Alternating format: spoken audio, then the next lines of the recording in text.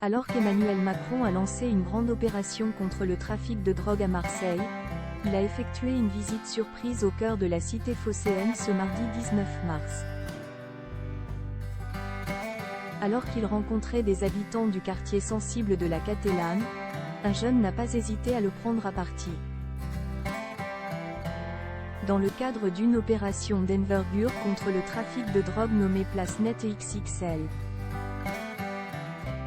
Emmanuel Macron a effectué une visite surprise au cœur de la cité phocéenne ce mardi 19 mars, en particulier dans le quartier sensible de la Catellane.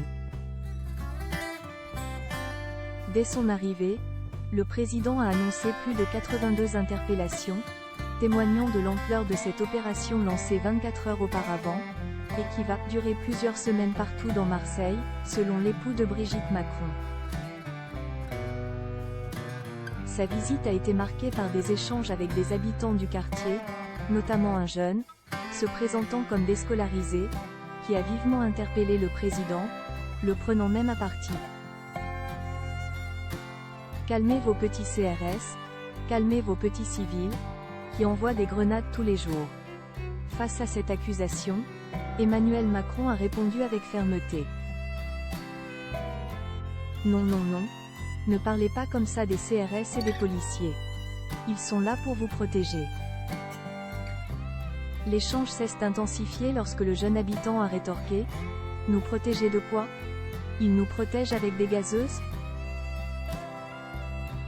Une question qui a ouvert la voie à une intervention d'une autre habitante, critiquant un usage régulier de grenades lacrymogènes par les CRS, à proximité des écoles, selon elle. Ce n'est pas de la protection ça, Monsieur le Président, a-t-elle lancé.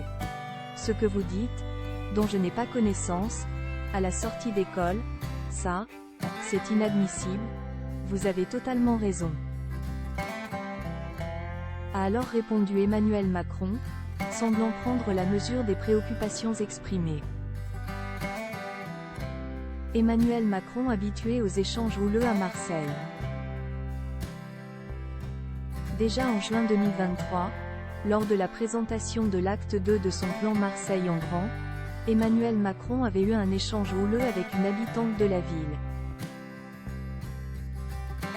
Ce jour-là, le président s'était exprimé sur les efforts de réaménagement de la ville, notamment sur la rénovation des écoles, un projet ambitieux concernant 182 établissements. Cependant, une habitante mécontente avait confronté le président, lui reprochant de ne pas tenir ses promesses. Non, ce ne sont pas des promesses madame. D'abord, 1. On ne le fait pour aucune autre commune en France. 2. Je vous l'ai dit il y a 2 ans, je viens vous rendre des comptes, avait ainsi répondu le président, expliquant comprendre la colère de l'habitant, tout en soulignant la nécessité de transformer cela en action positive.